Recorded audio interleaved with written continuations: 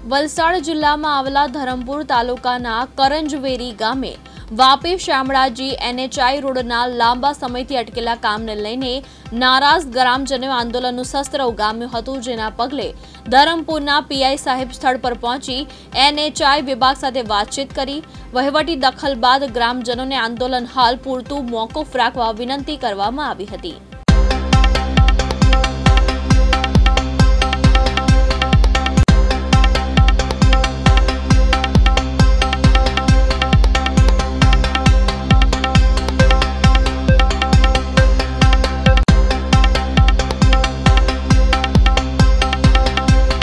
ग्रामजनों ये आश्वासन ने ध्यान में राखीने आज भेगा थया छे, पण ए आश्वासन ने ध्यान में राखीने अमे आ प्रोग्राम ने पूरो कर्यो छे अने दिन 10 में रस्तानुं काम न चालू थाय तो रस्ता रोको आंदोलन अमे करीशुं। एमां कोई शंकानी वात नहीं। સુરત જિલ્લામાં આવેલા લસકાણા વિસ્તારમાં લુખ્ખા તત્વોનો આતંક સામે આવતા લસકાણા પોલીસની કામગીરી પર સવાલ ઉભા થયા છે। લુખ્ખા તત્વોએ લારી ગલ્લાવાળા સાથે બબાલ કરી આ સમગ્ર ઘટના CCTVમાં કેદ થઈ છે।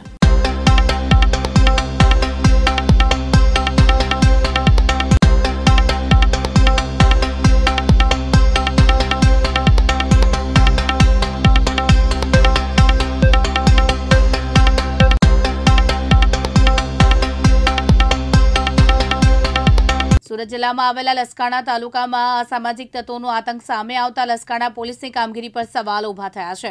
અસામાજિક તત્વોએ લારી ગલ્લાવાળા સાથે બબાલ કરી આ સમગ્ર ઘટના CCTV કેમેરામાં કેદ થઈ છે। મફતમાં જમવાનું ન આપતા બબાલ કરી હોવાનો આરોપ લગાવ્યો છે। બનાવ અંગે લસકાણા પોલીસે CCTVના આધારે વધુ તપાસ હાથ ધરી છે। જૂનાગઢ જિલ્લાના મેદરડા પોલીસનો કેબલ ચોરી કાંડ પર કડક કડાકો કર્યો હતો। 6 આરોપીને પકડી પાડ્યા હતા અને રૂપિયા 1.67 લાખનો મુદ્દામાલ કબજે કરવામાં આવ્યો હતો।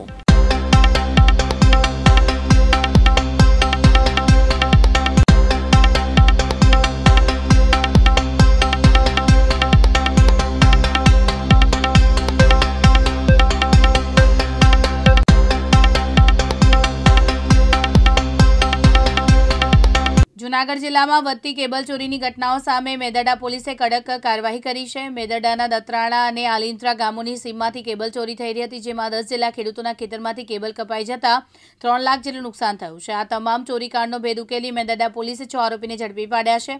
કુલ 1,67,000નો મુદ્દામાલ કબજે કર્યો છે। પકડાયેલા 6માંથી 2 કિશોર હોવાના પણ ખુલાસા થયા છે। પાટણ શહેરનું નવું આઇકોનિક બસ સ્ટેશન ટૂંક સમયમાં શરૂ થવા જઈ રહ્યું છે। મુસાફરોની અવરજવર સરળ બને અને ટ્રાફિકની સમસ્યા ન સર્જાય તે હેતુથી પાટણ નગરપાલિકાને પાટણ સિટી ટ્રાફિક પોલીસે બસ સ્ટેશનના રૂટ પરના દબાણ હટાવવાની ઝુંબેશ હાથ ધરી છે।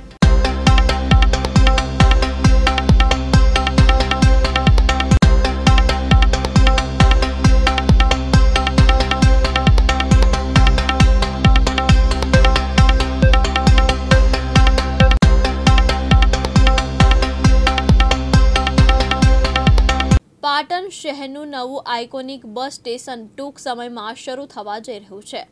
મુસાફરોની અવરજવર સરળ બને અને ટ્રાફિકની સમસ્યા ના સર્જાય તે હેતુથી પાટણ નગરપાલિકાને પાટણ સિટી ટ્રાફિક પોલીસે બસ સ્ટેશનના રૂટ પરના દબાણ હટાવવાની ઝુંબેશ હાથ ધરી છે। પાટણ શહેરમાં આધુનિક બસ સ્ટેશનના લોકાર્પણ પૂર્વે બસની અવરજવરના મુખ્ય માર્ગ પર વાહન વ્યવહાર સરળતાથી થઈ શકે તે સુનિશ્ચિત કરવા માટે આ કાર્યવાહી કરવામાં આવી હતી। પાટણ નગરપાલિકાના અધિકારીઓ અને પાટણ સિટી ટ્રાફિક પોલીસ દ્વારા સંયુક્ત રીતે દબાણ હટાવવાની કામગીરી શરૂ કરાઈ હતી। પાટણ શહેરના નવા આઇકોનિક બસ સ્ટેશન તરફ જતા માર્ગો પર છેલ્લા ઘણા સમયથી લારી ગલ્લા અને અન્ય પથરાળાવાળાઓએ દબાણ કરીને ટ્રાફિકમાં અવરોધ ઊભો કર્યો હતો। આ દબાણોના કારણે બસ અને અન્ય વાહનોની અવરજવર મુશ્કેલ બની રહી હતી, જેનાથી લોકોને અવગણ પડતી હતી। આ બાબતે ગંભીરતાથી લઈને પાટણ નગરપાલિકાની ટીમે પાટણ ટ્રાફિક પોલીસના સહયોગથી બસ સ્ટેશનના રૂટ પરના તમામ દબાણો હટાવ્યા હતા। આ કાર્યવાહીમાં માર્ગોની બંને બાજુએ અનઅધિકૃત રીતે ગોઠવાયેલા લારી ગલ્લા દૂર કરવામાં આવ્યા હતા, તો પતરાના શેડ અન્ય દબાણ કરતા વસ્તુઓ દૂર કરવામાં સૂચના અપાઈ હતી। પાટણ નગરપાલિકાએ સ્પષ્ટ કર્યું છે કે દબાણ મુક્ત થયેલા વિસ્તારમાં ફરીથી કોઈ દબાણ ના થાય તે માટે સતત મોનિટરિંગ કરવામાં આવશે। સુરત માંડવી ઔદ્યોગિક તાલીમ સંસ્થા ખાતે રોજગાર એપ્રેન્ટિસ ભરતી મેળાનું આયોજન કરવામાં આવ્યું, જેમાં મોટી સંખ્યામાં મહિલા અને પુરુષ ઉમેદવારોએ ભાગ લીધો।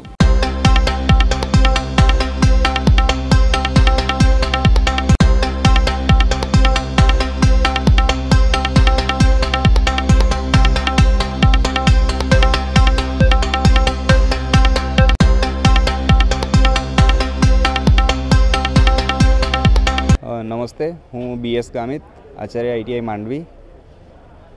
આજે ITI માંડવી ખાતે ભરતી મેળાનું આયોજન કરવામાં આવેલ છે। એમાં મુખ્યત્વે અમે એ ધ્યાન રાખ્યું છે કે અહીંના જે ઉમેદવારો છે એ લોકોની ટેન્ડન્સી એવી રહેલી છે કે ઘરથી નજીક જોબ મળે તો વેકેન્સી તો ઘણી બધી હતી, પરંતુ અમે થોડું અમારા લેવલ પર વર્કઆઉટ કરીને અહીંથી ઉમેદવાર સાંજે એની નોકરી પૂરી કરીને ઘરે પહોંચી શકે એવી જ ઇન્ડસ્ટ્રીઓને ઇન્વાઇટ કરી છે। અને એ પણ અમારો એક ITI સંસ્થાનો જે એમ અમે ડિસાઇડ કર્યો છે કે 100% છોકરાઓને નોકરીએ લગાડીશું। એમાં ગઈ વખતથી આ હેતુ સાથે આગળ ચાલીએ છીએ। તેમાં આ વખતે પરીક્ષા પહેલાં પણ કેમ્પસ ઇન્ટરવ્યૂ રાખવામાં આવ્યા હતા। એમાં L&Tમાં 45 છોકરાઓ સિલેક્ટ થયા છે અને એક ગાંધીનગરનું international automobile centre of excellence છે એમાં 32 છોકરાઓને અમે ફર્ધર ટ્રેનિંગ સ્કિલ એન્હાન્સમેન્ટ માટે ડેપ્યુટ કર્યા છે। તેમજ જે બાકી રહેલા છોકરાઓ છે એ લોકોનું 100% પ્લેસમેન્ટ થઈ શકે એના માટેના પ્રયત્નના ભાગરૂપે અમે આજે 500થી વધારે વેકન્સી ઉપલબ્ધ થાય એ રીતની લગભગ 8 ઇન્ડસ્ટ્રીઝને જે ઉમેદવારોને અનુકૂળ આવે એવી ઇન્ડસ્ટ્રીઝને ઇન્વાઇટ કરી છે, જેઓએ 13,500થી લઈને 27,000 સુધીની સેલરી ઓફર કરશે આજે। અને ઘણા છોકરાઓ એમનું કેરિયરમાં એક કદમ આગળ વધીને એની જિંદગી સંવારશે, એના કુટુંબીઓ અને પરિવારજનોને મદદરૂપ થઈ શકશે। મોરબી જિલ્લાના શિક્ષકોમાં ભારે નારાજગી સર્જાઈ છે, કારણ કે શિક્ષકોને BLOની કામગીરી સોંપાતા શિક્ષણ કાર્ય ગંભીર રીતે અસરગ્રસ્ત થયું છે। આ મુદ્દે આજે અખિલ ભારતીય રાષ્ટ્રીય શૈક્ષિક મહાસંઘ દ્વારા કલેક્ટર કચેરીએ આવેદન પાઠવવામાં આવ્યું છે।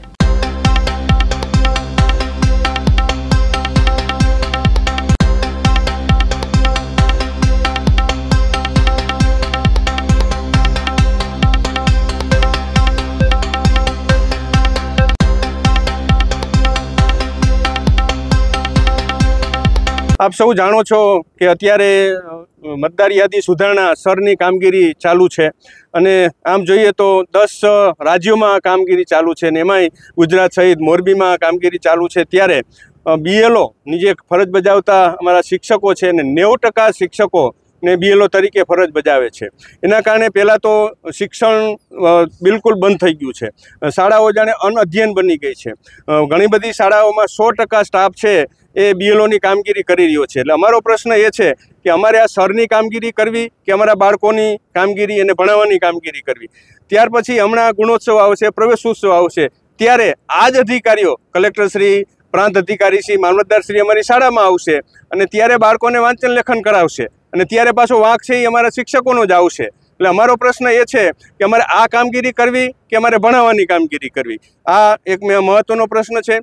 બીજું, અત્યારે જે ઘરે ઘરે ડોર ટુ ડોર અમારા BLO ખાસ કરીને શિક્ષક ભાઈઓ અને બહેનો જે કામગીરી કરી રહ્યા છે, રાત્રે 12 વાગ્યા સુધી બહેનોને ફોન આવી રહ્યા છે, કારણ કે BLOના નંબર જે તે પર્ચી આપેલી છે, મતદાર પર્ચી, એમાં BLOના નંબર આપેલા છે। એટલે માર્ગદર્શન માટે રાત્રે 12 વાગ્યા સુધી બહેનોને પણ ફોન આવી રહ્યા છે। એટલે સતત ફોનનો મારો ચાલુ છે, કારણ કે જે 2002 પહેલાંની માહિતી માગી છે ઘણા બધા લોકો પાસે નથી। હું એક જે શિક્ષક વ્યક્તિ તરીકે મને 2002ની મારી મતદાર યાદીમાં મારું નામ મળતું નથી, તો સામાન્ય જે વ્યક્તિ છે એને મળે નહીં। એટલે આ એક મહત્ત્વનો પ્રશ્ન છે, એના કારણે કામ ખૂબ ધીમું ચાલી રહ્યું છે। અને બીજું, જે આ ફોર્મ એકત્ર કર્યા પછી જે એને ઓનલાઈન કરવાની છે, અમારી તંત્ર સમક્ષ મોરબીના કલેક્ટરશ્રી ને હાથ જોડી અને ત્રીજું મસ્તક નમાવીને વિનંતી છે કે આ અમારા BLO કરી શકશે નહીં, કારણ કે એની તાલીમ પણ આપેલી નથી અને જો આ કરવા બેસે તો 6 મહિના સુધી અમારા બાળકોનું શું। એટલે ફરી કલેક્ટર સાહેબને વિનંતી છે કે ઓનલાઈન કામગીરી છે એ ઓફિસ દ્વારા જ કરવામાં આવે, BLO શ્રી છે એ ડોર ટુ ડોર કામગીરી કરી અને ફોર્મ છે એ સબમિટ કરી દેશે. બીજા ઘણા બધા 1600 મતદારો છે એમને કેવી રીતે કામ કરવું એ માથાકૂટવાળો પ્રશ્ન છે. જે સહાયકો આપેલા છે એ સહાયકો પાસે શાળામાંથી જ લીધેલા છે.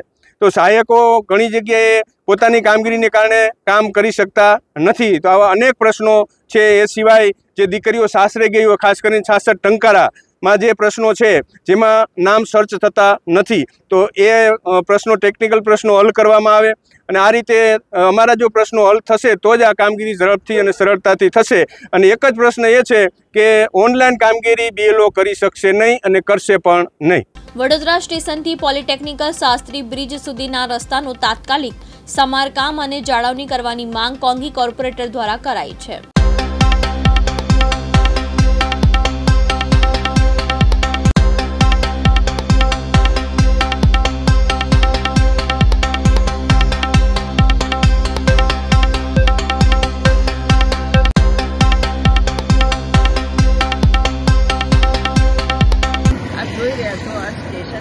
શાસ્ત્રી બ્રિજનો રોડ છે.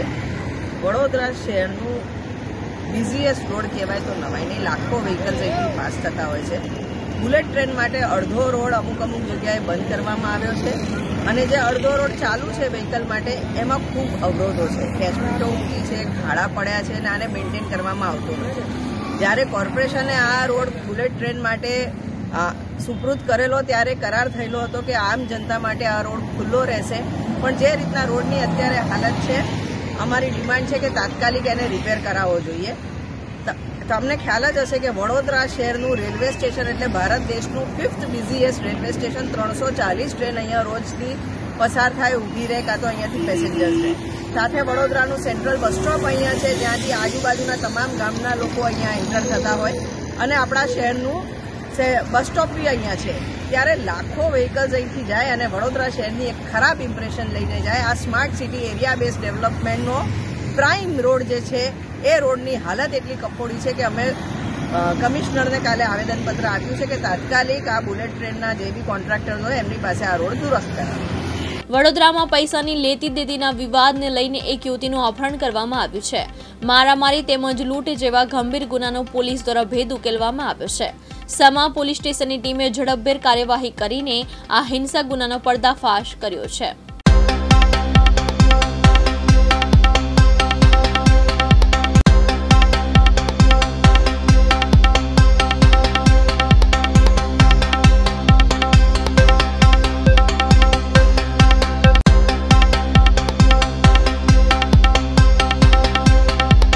ગઈકાલે સમા પોલીસ સ્ટેશનમાં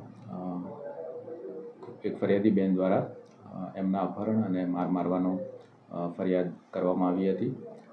એ બેનને પોલીસ દ્વારા સારવાર માટે મોકલી આપવામાં આવી, એમની સારવાર કરવામાં આવી અને એમની ફરિયાદ દાખલ કરવામાં આવી છે. અને આ ફરિયાદ સંદર્ભે અત્યાર સુધીમાં પોલીસે 3 આરોપીઓને અટક કરેલા છે અને આગળનું ઇન્વેસ્ટિગેશન હાલ ચાલુ છે. સાહેબ, ખાસ કરીને યુવતી ક્યાં જોબ કરતી હતી અને કેટલા રૂપિયાની લેતી દેતી હતી અને ક્યાં જઈને એને મારવામાં આવ્યો છે? ફરિયાદ કરનાર બેન જે છે એ વેલનેસ સ્પા નામના કેન્દ્રમાં કામ કરતા હતા અને તેમને અહીંયાથી વાહનમાં લઈ જઈને જુદા જુદા વિસ્તારમાં અને તાંદલજા વિસ્તારમાં લઈ જવામાં આવ્યા હતા અને ત્યાં એમને મારવામાં આવ્યો હતો. એ પ્રકારની એમની ફરિયાદ છે. તાંદલજામાં ક્યાં લઈ ગયા હતા એને?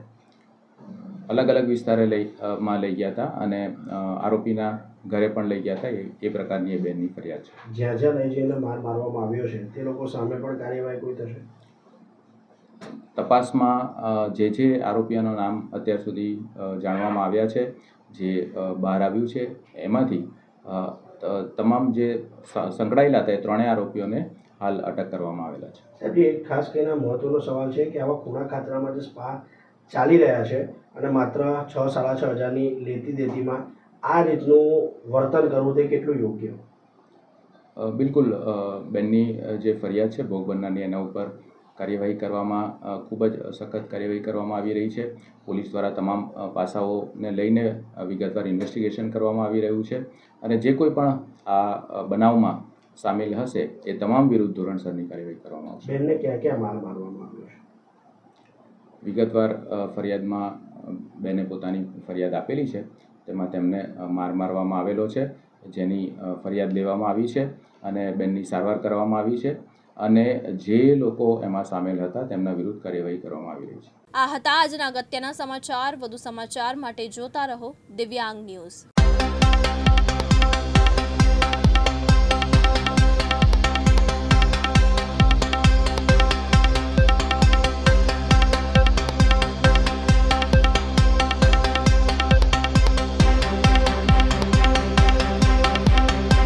દિવસભરના અગત્યના સમાચાર જુઓ દિવ્યાંગ ન્યૂઝના ટોપ ન્યૂઝમાં રોજ બપોરે 3 કલાકે અને રાતના 9 કલાકે.